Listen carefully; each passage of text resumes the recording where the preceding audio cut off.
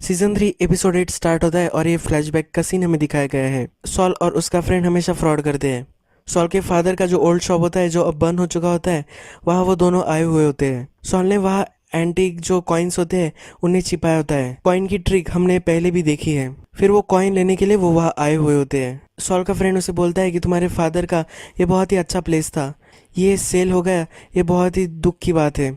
Sol बोलता है कि उन्हें ये पहले बाय ही नहीं करना चाहिए था, वो कभी भी ये बिजनेस रन नहीं कर सकते थे। हर आदमी को इस टाउन में पता था कि अगर वो रोता रोता यहाँ आ गया तो उसे खाने को मिल जाएगा। उसके फादर उसे पैसे भी दे देते थे। सॉल फिर बताता है, ये जो कॉइन मैंने कलेक्ट किए है, इसमें से कॉइन जब मुझे मिला था तो मैंने फादर को बताया। उसके फादर ने उस कॉइन को असाइड में रख दिया। वो उसके फादर उसे बोले थे ये जिसका कॉइन है उसे वो वापस देने वाले हैं। सॉल बोलता है, फिर मैंने एक दिन उस कॉइन को चुरा लिया था। मेरे फादर बहुत ही सॉफ्ट हार्टेड थे। फिर से हम सीरीज के प्रेजेंट में आ जाते हैं। सालामांका का जो ट्रक होता है, जब माइक उसे डिसेबल कर देता है और उसके पैसे चुरा लेता है, जब वो ट्रक साइड में रास्ते के साइड में उसका एक्सीडेंट हो जाता है, तब एक आदमी ने उसे ढूंढा होता है, पर सालामांका उस आदमी को मार देते हैं। सालामांका ने उस आदमी की बॉडी वहाँ गाड़ी हुई होती है। माइक अब उसी बॉडी को ढूंढ रहा होता है। जो आदमी मरा हुआ होता है उसके फैमिली को पता चलना चाहिए कि उसके साथ क्या हुआ है, इसलिए वो उसे ढूंढ रहा होता है। फिर माइक अनोनिमस कॉल पुलिस को कर देता है और उसकी लोकेशन बता देता है। नेक्स्ट सीन में चक के पास उसकी डॉक्टर आई हुई होती है। चक अब अच्छे से प्रोग्रेस कर रहा होता है। चक को अब अपनी जो कंडीशन है उसे पूरी तरह से क्योर करना होता है। उसने बहुत सारी प्रोग्रेस अब की होती है। वो अब ग्रोसरीज लेने वगैरह भी जा सकता है। उसकी डॉक्टर उससे पूछती है कि तुमने अब ये डिसीजन क्यों लिया है। वो बोलता है कि मैं जब कोर्ट में था तो मेरे साथ बहुत ही बुरा इंसिडेंट हुआ, मुझे बहुत ही बुरा लगा और अब मैं मेरी कंडीशन को क्योर करना चाहता हूँ। नेक्स्ट सीन में हमें दिखता है कि सॉल ने जिस स्टोर के लिए फ्री में एडवर्टाइजमेंट की होती है वहाँ बहुत कस्टमर आना शुरू हो जाते हैं, इसलिए अब वो फिर से सॉल को हायर कर लेते हैं। वहाँ का एक दूसरा जो ब्रदर होता है, फिर उसे कॉल आता है और उसे पता चल जाता है कि जो टीवी स्टेशन है वो बहुत ही कम पैसों में उनकी एडवर्टाइजमेंट रन कर सकते हैं। वो सॉल को फिर ये सब बताता है और बोलता है कि हमें तुम्हारी अब कोई भी ज़रूरत नहीं है।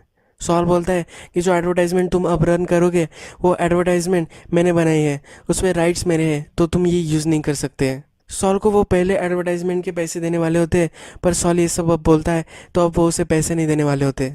वो सॉल को बोलता है, तुमने जो एडवर्टाइजमेंट क्रिएट की है वो हम भी कर सकते हैं। तुमने कुछ ड्रामा स्कूल के बच्चों को उठा के लाया है और उनसे तुम काम करवा रहे हो, हम भी ये कर सकते हैं। सॉल फिर ट्रिक करता है, उसका जो कैमरा मैन होता है उसको वीडियो शूट करने के लिए बोलता है। वहाँ एक ड्रम स्टिक वो ड्रम स्टिक उठाता है और वो ज़मीन पर रख देता है और नाटक करता है कि वो उस ड्रम स्टिक से गिर गया है। इन दोनों ब्रदर्स को कुछ पुलिस केस वगैरह नहीं चाहिए होती है, तो वो कौन खेलता है और अब वो पूरी एडवर्टाइजमेंट उनको सेल कर देता है। 10 की 10 एडवर्टाइजमेंट वो उस एक शॉप को सेल करता है। नेक्स्ट सीन में हमें दिखाया गया है कि किम मेसा वर्डे के साथ लंच कर रही होती है। जो मेसा वर्डे होता है वो किम को बोलता है कि मेरा एक फ्रेंड है जिसकी ऑयल मिल है, उसका जो ऑयल निकालने का ऑपरेशन है बॉर्डर पर है, इसलिए दोनों स्टेट ने उस पर केस डाली है। किम को उसका केस लेने के लिए बोल रहा होता है। किम बोलती है कि मैं तुम पर फोकस करना चाहती हूँ, इसलिए मैं किसी कलीग को इसे रेफर कर दूंगी, पर वो उसकी फाइल फिर भी मांग लेती है। वहाँ डिनर के लिए अपने क्लाइंट को लेकर हावर्ड भी आया हुआ होता है। वो किम और मेसा वर्डे से मिलता है। किम की वो बेइज्जती करता है और बोलता है कि हमारी ये एम्प्लॉय थी और अब ये अच्छा कर रही है। किम फिर वहाँ से उठती है। हावर्ड ने उसका $14,000 का लोन होता है वो माफ़ कर दिया होता है, तो किम अब वो अफोर्ड कर सकती है। वो चेक वो लिखती है और हावर्ड को दे जाती है। दोनों की मीटिंग जब खत्म हो जाती है तो हावर्ड किम से मिलने बाहर आता है। वो किम को बोलता है कि तुमने चक के साथ जो किया इससे फर्म को बहुत ही नुकसान पहुंचा है। मैं 2 हफ्तों से मेरे क्लाइंट के साथ डिनर ही कर रहा हूँ और जो नुकसान तुमने किया है वो रिपेयर में कर रहा हूँ।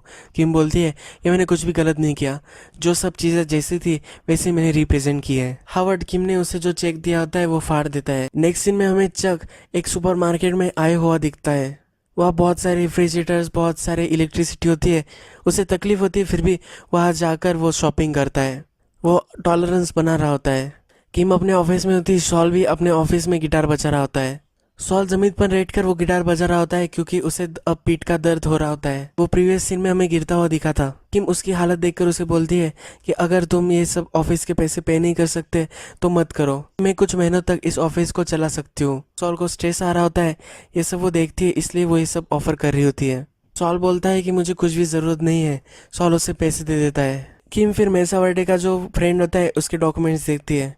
उसको फिर वो कॉल करती है और बोलती है और मुझे लगता है कि मैं ही अभी ये केस ले सकती हूँ। नेक्स्ट सीन में हावर्ड चक के घर पर आता है। चक को वो बाहर देखकर बहुत इम्प्रेस्ड होता है। हावर्ड चक को बोलता है कि तुम्हारा जो इंश्योरेंस है अब हमें ज़्यादा पैसे पे करने पड़ेंगे। जब रात होती है तो जहाँ नाचो और सालामांका पैसे कलेक्ट करता है उस होटल में आता है। वहाँ का जो एयर कंडीशनर होता है उसको ख़राब कर देता है। नेक्स्ट दिन नाचो सब पैसे वगैरह कलेक्ट कर रहा होता है। सालामांका को फिर गर्मी लग रही होती है। सालामांका अपना कोट निकाल कर रख देते हैं। सालामांका उनके जो मेडिसिन होते हैं वो अपने कोट में ही रखते हैं। फिर नाचो जाता है, पैसे उसके गिर गए हैं ऐसा ढोंग करता है और उनके मेडिसिन चेंज कर देता है। सॉल अपनी कम्युनिटी सर्विस कर रहा होता है, सो जब गार्बेज होता है वो पिकअप कर रहा होता है। उसको पीठ में बहुत ही तकलीफ हो रही होती है। फिर वो कॉन्वर्सेशन सुनता है। वहाँ का जो सुपरवाइजर होता है उससे एक ड्रग डीलर जो होता है वो बात कर रहा होता है। वो ड्रग डीलर एक स्टोरी मेकअप करता है, मेरी वाइफ है और वो प्रेग्नेंट है, मुझे अब बच्चा होने वाला है तो मुझे जाने दो। पर वो सुपरवाइजर उसे मना कर देता है। सॉल ये सब सुन रहा होता है। सॉल को पता होता है कि ये ड्रग डीलर है, तो सॉल उससे जाकर बात करता है। वो उसे बोलता है कि मैं तुम्हें यहाँ से बाहर निकाल सकता हूँ, अगर तुमने मुझे $700 दे दिए तो मैं चुटकी में ये काम कर दूंगा। वो ड्रग डीलर उस पर पहले बिलीव नहीं करता, पर सॉल लॉयर है, ये उसे पता चलने के बाद वो उस पर बिलीव करता है और उसे 700 देने के लिए वो मान जाता है। सॉल फिर वहाँ के सुपरवाइजर से मिलता है।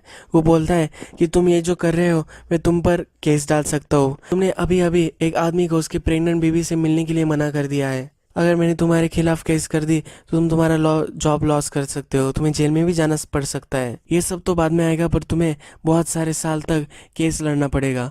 केस जो लड़ना होता है बहुत ही एक्सपेंसिव होता है। मैं लॉयर हूँ, तुम्हें बहुत साल ये कर सकता हूँ, पर तुम ये नहीं कर सकते। वो बोलता है कि ये इतना एक्सपेंसिव होता है कि तुम्हें पूरा अपना घर बेचना पड़ सकता है। फिर वहाँ का सुपरवाइजर डर जाता है और उस आदमी को जाने देता है। सॉल भी आराम करता है। माइक के पास जो भी पैसे है वो ज़्यादा वो खर्च नहीं कर सकता। उसको वो अपने फैमिली को देना होता है, पर वो उसे पहले लॉन्डर करना होता है। वो फिर अपने ये प्रॉब्लम लाकर गस के पास आता है।